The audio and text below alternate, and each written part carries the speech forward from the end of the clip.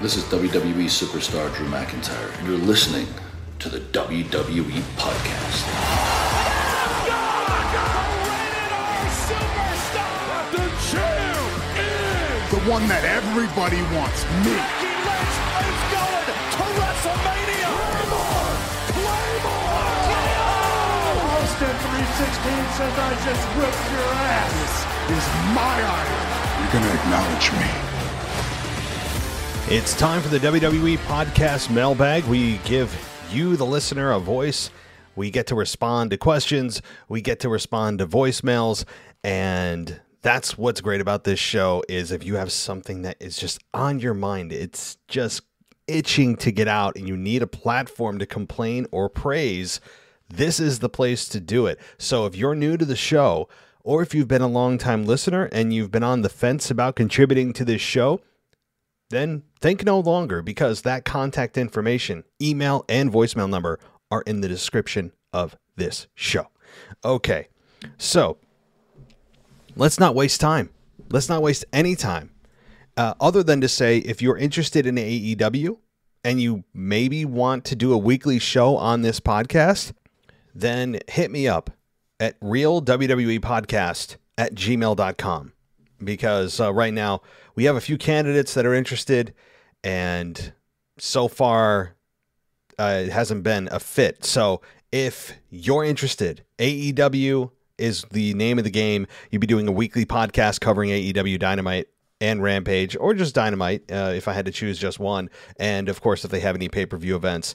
And so that's really it. If you have a passion for it, and if you have a decent quality microphone, then hit me up at realwwepodcast@gmail.com.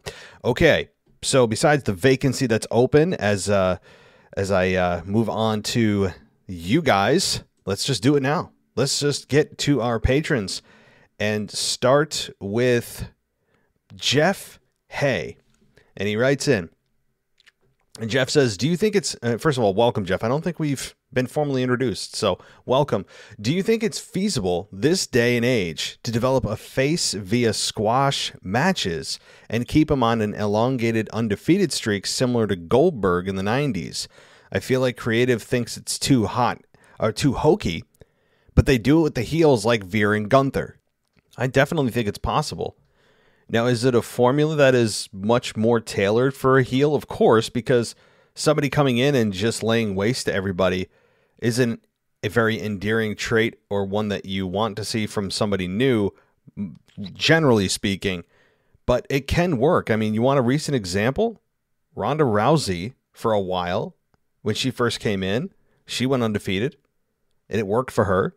But yeah, it does generally work better for heels, as you want to see somebody step up to them. But it absolutely can be done the right way. If done the right way, you can have a babyface come in and do that.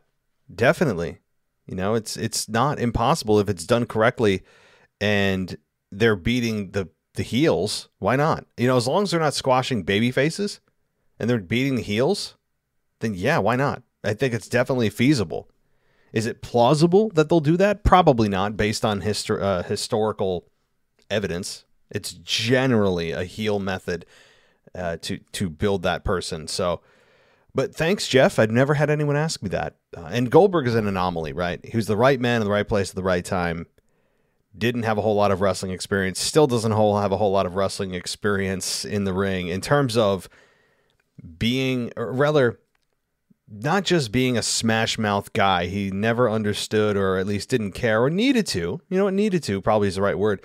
Understand the finesse and art of professional wrestling. You know, he's a guy that is, just more of a martial arts smash mouth guy, and that was that kind of embodied the Attitude Era / the Monday Night War era. So, again, that's much more the exception than the rule with Goldberg, and having that be at that level of success, building a baby face in that kind of way, is definitely an exception to the rule, but doesn't mean that it can't happen again. All right, let's get to our next question.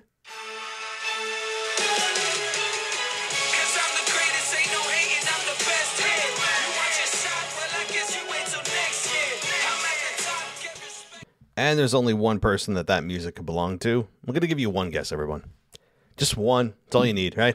Mr. Dennis, well, It may be Mr. Dennis McGinley, but let's all read on to find out. Story time, folks. Let's go. All right. So this individual writes in and says, I want you to come out and join me in the ring. He's calling me out. Let me introduce the elite, top of the line, and I am and always will be the North American champion. I go by the heel, putting down the best A-Town Dennis Savage. I'm better than all of the patrons. I'm at the top of the list, and all of you dumb nuts are at the bottom. And go get your info from non-time call matter Michael Ritter and that homie John. Okay, I don't know what kind of rift is going on, guys. I don't know, but let's read on to continue here. So if you didn't notice, if you numbskulls didn't notice, Triple H has taken over. The wrestlers and the choreography is that you're seeing is real, and you can tell how they do it. The truck outside for you dumb nuts, come on. They press a button for kick, and I could go on with other. For you Yankee fans, Matt and podcast, Edge is going to retire in 2023, sometime in 2023, and I guess you're trashing some A-Town Dennis guy. I'm not sure. I honestly have no idea what's going on. Okay, like I have no clue, guys. But if Edge is really retiring in 2023, wherever you're getting that, I believe it, because that seems very plausible. I think that Edge is probably coming to the finale of his career. Who he'd want to face?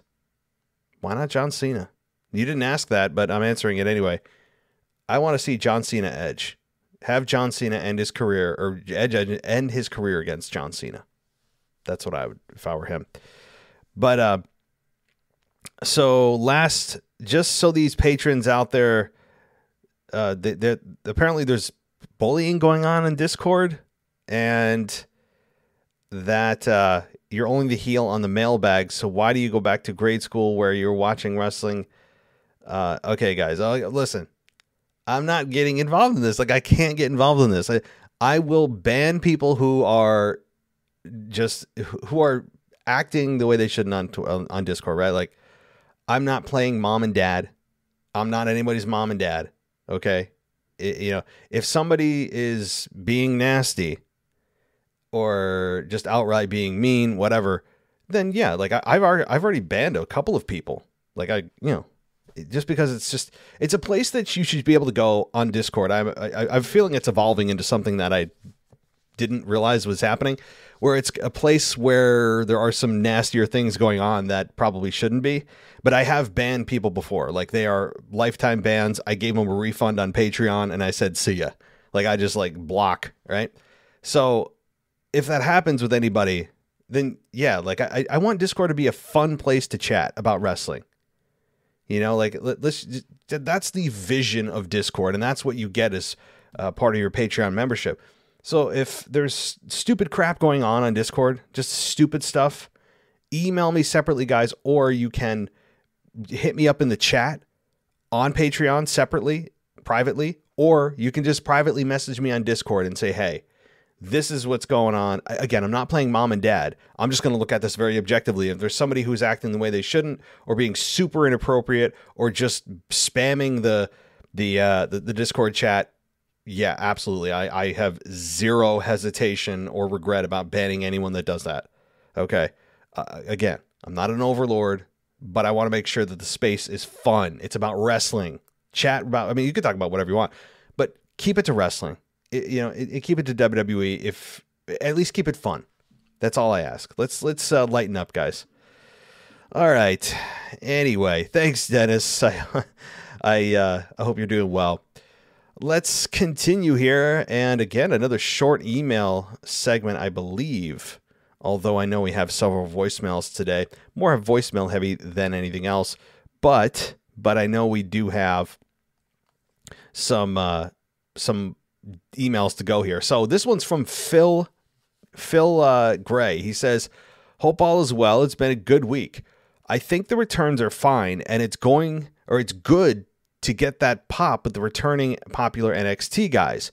I think we all know what kind of wrestlers they are, but I think you're right. They will have to stop at some point. Do you think it leads to a bigger return at Clash at the Castle, a Braun Strowman, a Bray Wyatt, or in that bracket? I think it may lead to that eventually, just a matter of when. On the point of Clash, I live a couple of hours away from Cardiff, on the hunt for tickets. If I could do an update, what the crowd is like, and etc. If all good, yeah, Phil, please.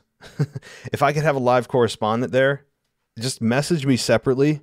We'll get you on the review show. Like, seriously.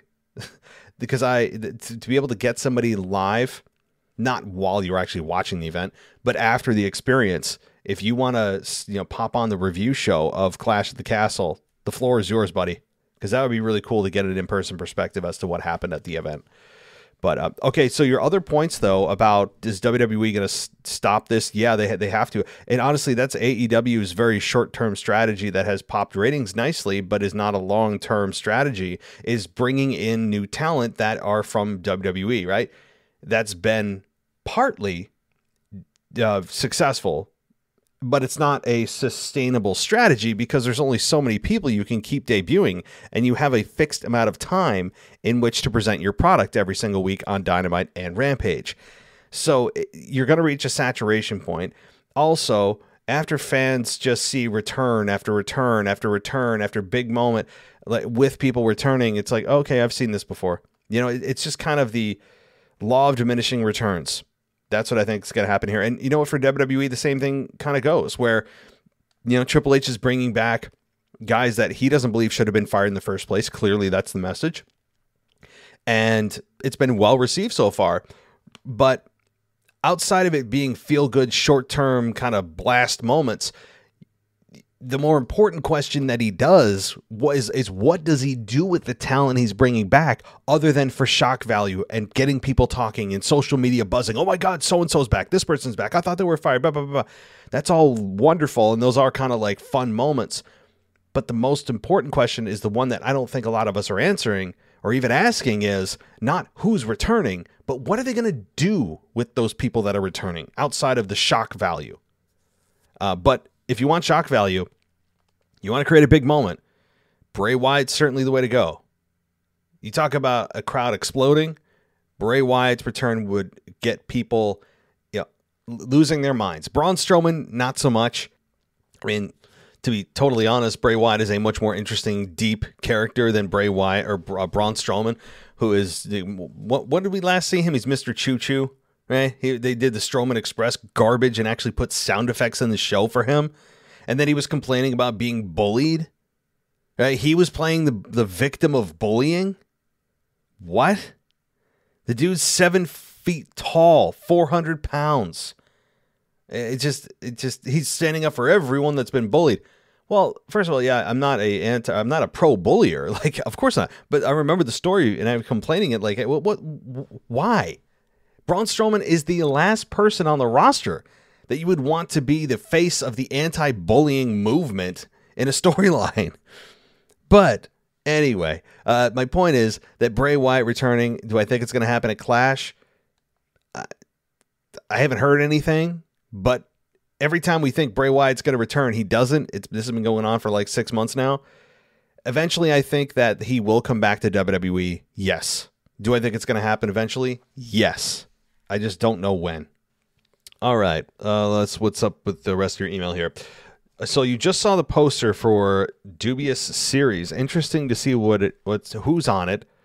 Go check it out. Could it be a lead to what's happening match-wise? Oh, Dubious. You mean Survivor Series. Oh, I think your spell check messed you up, buddy. So let me Google that right now. Let me see who's on the Survivor Series 2020 poster. Because oftentimes they do sometimes give away what is going to be happening. And Survivor Series 2022, I don't see it. There's like fan remakes and old ones. I don't see the one that WWE is putting out unless it's on their website, right? So somebody have to send that to me because I don't know what particular poster or promotional material that they are putting out there for the event. I'm even searching on their own website. I don't see anything here. Let's see here. Survivor Series. I'm looking at their actual Survivor Series page. Oh, yeah. Okay. Now I see. Interesting. Well, there's a couple interesting things, and I guess I don't want to spoil anything. This is directly off WWE's website, so if you don't want any potential spoilers and you're just one of those people, definitely stop here or just skip ahead a little bit. So there's a couple things. Number one, Big E is at the top of the current Survivor Series page. Big E in a just bizarre outfit, one that I hope I never see him in ever. But he's standing there smiling. So I mean, that seems plausible that Big E is on his way back and probably closer than we think. And him being a big part of Survivor Series is a good idea if he's able to come back. So that's probably what they're targeting. I think that's a definite sign. Now, when you look at the actual one, the bigger poster, there is the one of Roman Reigns, Liv Morgan, Drew McIntyre, and the Usos on top. On the bottom, it is Bianca Belair, Seth Rollins, Lashley, Riddle, and Rey Mysterio. Now, I think we're on to something here. Absolutely. Now, here's what I gather from this promotional material. It's going to be, based on what we're seeing here, Bianca Belair versus Liv Morgan at Survivor Series, Roman Reigns versus Seth Rollins at Survivor Series. That would be interesting for a number of reasons, especially given what happened last year. Then we have Riddle and Rey Mysterio versus the Usos. And then we have Lashley versus Drew. Now, you could have Lashley versus Reigns as well. But I think I mean, if you're going to have the WWE champion, well, here's the problem. Unless Roman Reigns is going to face himself at Survivor Series, if he doesn't split the belts by then, if WWE doesn't, then Roman Reigns is going to have to find a way to, I guess, clone himself and have a match with himself at Survivor Series because it's champion versus champion. You know, you have the Intercontinental Champion versus the United States Champion. Traditionally, you have the women's champions face off. The tag titles have also been unified for this year. So how are they going to do that exactly? You know, so there's a lot happening here that it's going to be fun, because there's an opportunity that it's not just exhibition matches at this year's Survivor Series, that there could be actual consequences. So there you go. Great observation. This is fun to look at. If you want to look at it for yourself and make your own interpretations, of course, just go to WWE's website and just search Survivor Series. They already have their page running here. Okay, let's see. Another strong week for wrestling. Can we see any more matches being lined up for Clash at the Castle? Is there a U.S. title match? I don't know, but I have this feeling we might see something from left field pop up. And with the go-home shows next week, you never know. Would expect to see The Miz, AJ Styles, Edge, etc. So I don't think that there's currently a United States Championship match. Is there? Hold on. Let me see what the updated card is. Clash at the Castle 2022. I'm doing a lot of Googling live here, everybody. So as it stands right now, there is no United States Championship match. None. Doesn't mean there can't be one, but right now there is none. And do I think there will be one? Yes. Why do I think that? Because of the last month, Triple H has put a reinvigorated limelight, or whatever you want to call it. He's emphasized the mid-card belts much more than they have in the last 15 years, it feels like. And that said, if he leaves the U.S. title off of this pay-per-view, it would be a big disappointment and honestly kind of a shock. So, because of everything he just told us and showed us, all of a sudden he's not even on the pay-per-view. It wouldn't make sense. So, all right, let's continue on. This is Jeff from the Philippines. He says, 1, we didn't get a good look at the fan who choked AJ Styles before Dexter Lumis kidnapped The Miz. But that fan kind of looks like Joaquin Wilde from NXT, formerly known as DJZ or Zima Ion, or I guess. He and AJ both worked for TNA about a decade ago. In NXT, Joaquin is part of the stable Legado del Fantasma. On last week's NXT Heatwave, the leader of that faction, Santos Escobar, lost to Tony D'Angelo, in which the stipulation is Santos must leave the NXT brand. On last night's NXT, Santos said that the family stays together. So he's taking Joaquin Wilde, Cruz del Toro, and Elektra Lopez with him to the main roster. Well, Jeff, you could be right on that. Yeah. So you're suggesting that person that actually attacked AJ is Joaquin Wilde. Because we all know Dexter Lumis, obviously, is the one who took the Miz into the depths of purgatory.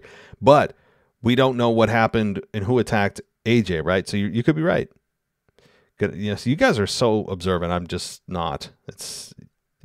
I'm too high level, right? Like in my big boy job, I manage several people, and I feel like I'm very high level. Like I'm a macro manager to the point where some people, the people on my team, don't even feel like they have a supervisor. Like I just say, hey, you get your work done. I really don't care what the hell else you do the rest of the day. Like I genuinely don't care. As long as you create the illusion that you're working, I don't give a damn what else you do. As long as you just do what you're supposed to, that's it. And so I just feel like I don't know where the hell I was going with this, but I just feel like I'm a macro manager is I guess the point I was making. But let's continue on here. On NXT, Dexter Lumis. Oh, I know what I was making. The point I was making is you guys are detail oriented. I'm a macro manager, so you fill in the things that I completely miss because I'm just too lazy to dive into. So good stuff. Thank you, Jeff, for making me, for educating me. On NXT, Dexter Lumis reunited with Indy Hartwell, his kayfabe wife, but it had to have. And okay, so I'm not really sure about this sentence. He got put in handcuffs, I guess. And I see. So for kidnapping the Miz, he got put in handcuffs. Okay. Number 3. Remember that Bayley was the number 1 contender for Bianca Belair's SmackDown Women's Championship at the last year's Money in the Bank, but she got injured. Perhaps Triple H wants to continue that story. That's why Bayley's faction targeted Bianca. Yeah, it could be, but also WWE hasn't exactly. Now, of course, this is just what we all know with Vince McMahon in charge, that WWE doesn't exactly pride themselves on long-term storytelling. It's possible they don't even remember they did that, much less that we're supposed to. So you're more the exception, Jeff, probably than the rule, but I'm all for it. I love long-term storytelling. I'm a fan of long-term storytelling. But I also think that they're just simply dragging this out. Like they want to get Bianca and Bayley one-on-one, but they don't want to do it yet. So they're going to kind of dance around it a little while before they get to that main event and milk it for all it's worth. Okay, number 4, final point. What do you think about this booking? Drew wins the unified title at Clash at the Castle. On the following SmackDown, Adam Pearce comes out and says that USA wants the WWE Championship back. So it's either Drew relinquished the WWE title or he has to defend them separately. Drew chose to defend them separately. So on the next PLE, Drew retains the Universal against Roman, but after that, he must defend the WWE title against Karrion Kross. Kross will win the title, and we have separate world champions. That's all for today. Thank you. Well, what I've said from the very beginning about this whole thing is I don't care how the hell we get to this split championship. It just needs to happen. So this is one of many scenarios in which I would be okay with. I don't even care if they pretended that Roman never unified the belts at WrestleMania, and all of a sudden, without explanation, we just have a WWE Championship tournament on Raw. Like, I would accept that.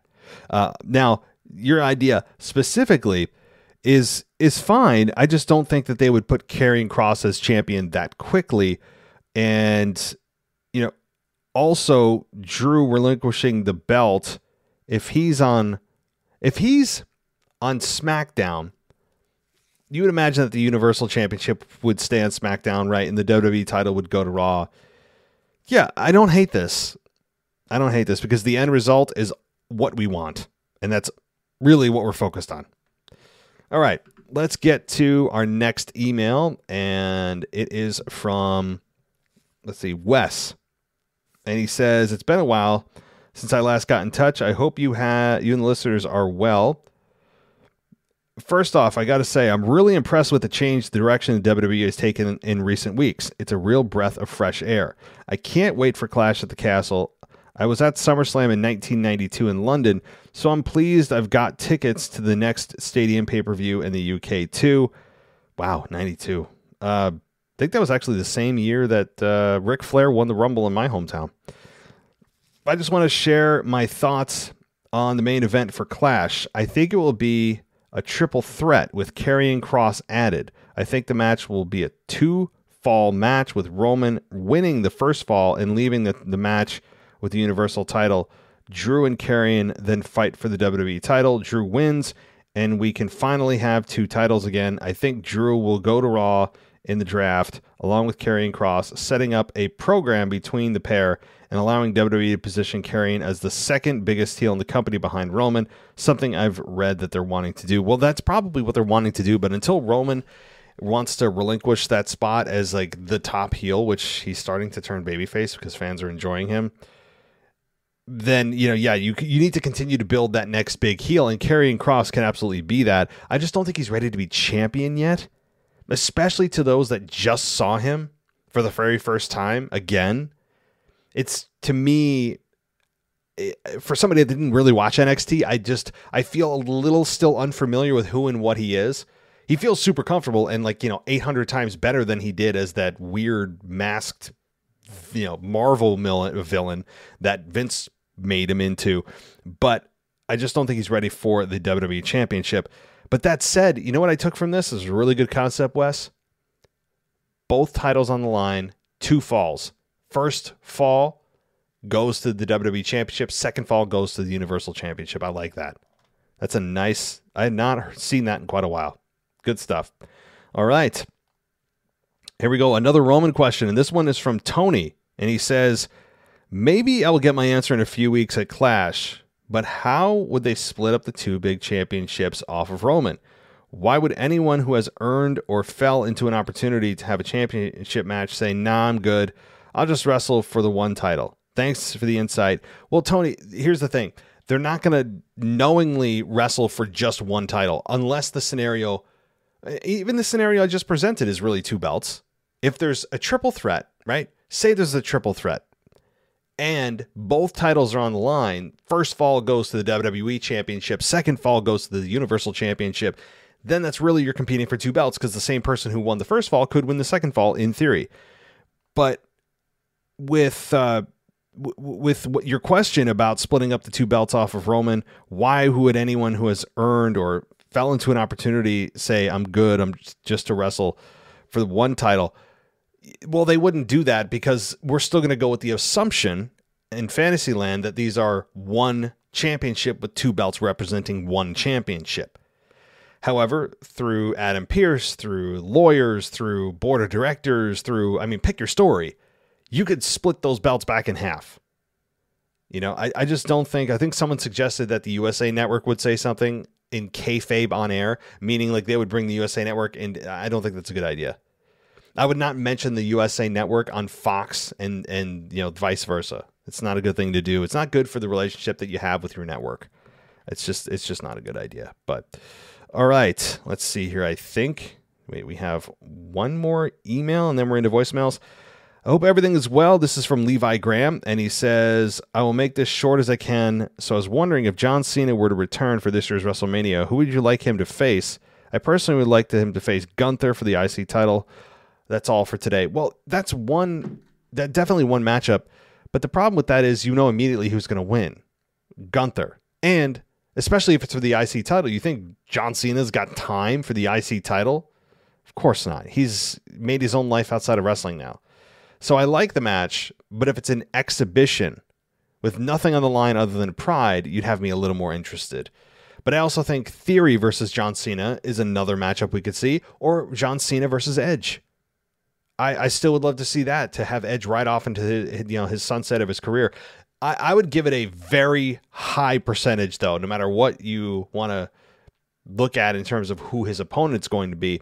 There's I'd say 90+% chance that John Cena wrestles at this year's WrestleMania. It's in Hollywood, WrestleMania 39. John Cena's on a big stage. If he's in Hollywood filming a movie, he could plug that. I mean, it's just so many things that you'd put together and go, yeah, definitely John Cena at WrestleMania, and I absolutely think so. So thank you, buddy. Do I look at anything else here? Guys, I really want to make sure I did not miss anybody, because I really feel awful when I do that. I think I got everyone. So with that said, guys, we are actually going to already transfer this entire podcast over to the voicemails. We have a few of them, just a few. So let's get to our very first voicemail right now. Hey, it's Kyle from Baltimore. So I wanted to talk more about Roman Reigns. I know I've heard you talk about it on your show with your other co-host, complaining about Roman Reigns and his title run at this point. And I've been complaining about Roman Reigns, not only on this show, but other shows that I called in from before, about Roman Reigns, the Roman Reigns problem with him being a double champion. It's completely different than Becky Lynch. At least if this was Becky Lynch, people would have complained about this. The beginning of 2020, I have a feeling people were complaining about it when she wasn't even a double champion. She was still this World champion. But if she held both championships like Roman Reigns has, people would crap all over Becky Lynch. And people didn't well, I don't know what I'm getting with this. My point is that at some point they're gonna have to take the titles off of him, and I hope McIntyre does do that. And because if he's not around on Monday Night Raw, he's not on SmackDown, he doesn't wrestle too much. It's good for him. He's supposed to take some time off. That's all well and good, but he doesn't need to be champion. So I really hope he loses the championship at Clash at the Castle. Hope he does, because if not, they're going to have to strip him, because enough is enough. I'm sick of it. I'm tired of it. Maybe because for me, I was never a Roman Reigns fan anyway. So maybe I'm based off of this of not caring much about him. But that's my 2 cents about Roman Reigns. Enough is enough.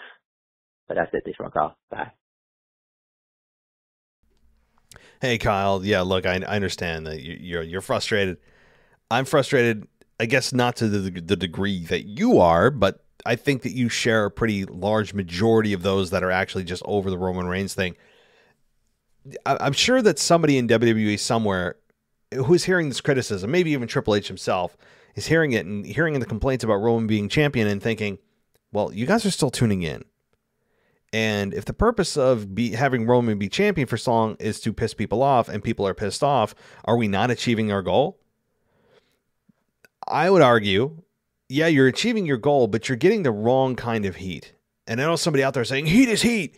No, heat is not heat. The heat you don't want are when people are tuning in, but they're getting more and more tempted every week to say, F this, I'm out. I'm going to watch something that doesn't piss me off. Where you reach the point, past the point of wanting to see somebody get stripped and watching the product to see somebody step up and take the belt off of him, where you actually just want to change the channel, is problematic. That's the biggest thing you can do to WWE if you're a fan that wants to affect their bottom line. Really just stop watching and try to encourage others to, but I guess I'm being a little bit too negative. But yeah, if you're tired of the Roman Reigns thing, man, I understand it. I think Drew has a very high chance of winning, though. One or both of those belts. And the biggest reason that I think that that's the case is that Triple H is in charge and Vince is not. Triple H seems to very clearly and loudly hear what we have to say. There's no way he has missed the fact that we are just sick and tired of seeing Roman Reigns as champion. I mean, that's exhibit A. That's problem numero uno. Right? For 99% of fans, is Roman Reigns is still champion. So, all right. Thanks, Kyle. Let's get to our next voicemail. Hey, Matt and the WWE Podcast family. It is Permafire, Kyle. Also, I think a few weeks ago, Matt asked how I got the Permafire nickname on the what's it called? The WTF show. Kanye Twitty named me that. He called me Permafire. He named me that. Just so you want me. That's how I got the nickname. Anyway, sorry, I forgot to answer. It's like 3 weeks late. I forgot about that question. Anyway, I got 2 questions about wrestling. One, since Johnny Gargano's back now, if you don't know, Matt, in NXT, him and Tommaso Ciampa were a tag team called DIY. Because like their whole motto was like, if you gotta get things done, get title shots and stuff, you gotta do it yourself. And this tag team is called DIY. They're actually one of the most successful tag teams in NXT, and they're former NXT tag team champions. So I actually thought of a theory. I don't know if you think this could happen. Maybe the Miz turns on Ciampa. I think Johnny Gargano's gonna feud theory first. When the feud theory's over, maybe the Miz is gonna turn on Ciampa. And basically, as you're doing up Ciampa, Johnny Gargano's going to come out and save Ciampa. Do you think that can happen? That's what I think's going to happen. And then DIY is going to reform, and maybe if they build them up right, maybe they can even be the ones that dethrone the Usos. So yeah, that's what I think. Second, you heard people on the Raw this week with the Edge and Damian Priest match after the show went off the air. People in the arena got to see Edge have a promo, and Edge basically said he wants to retire and have his final match next year in August in Toronto. He said basically WWE's usually in August, they're usually in Toronto on the calendar. Next year in August, he wants to have his final match in Toronto. So, who do you think his final opponent's going to be? I don't know who it's going to be. I want it to be John Cena, but I don't know who it's going to be. I hope it's John Cena at SummerSlam. Hopefully they have SummerSlam there in Toronto, and they have Sammy John's at SummerSlam. Anyway, my 3 minutes is about to be up, so thanks as always, and I'll talk to everyone next week. All right, double dose of Kyle here. And so the whole thing with Dexter Lumis and the DIY, I don't think most people know that. Now, there's a segment of the audience that watches both Raw, both SmackDown, and the triple threat of NXT. But most, based on the numbers, the number of viewers who watch Raw and SmackDown are, like double who watched NXT, maybe even more than that. So that said, if they're going to go down that road of trying to reward fans for paying attention to detail in NXT, I don't know if they'll placate to that or just start fresh, right? I think they might just start from scratch and pretend that we have never seen these individuals before and reintroduce them and all that kind of thing.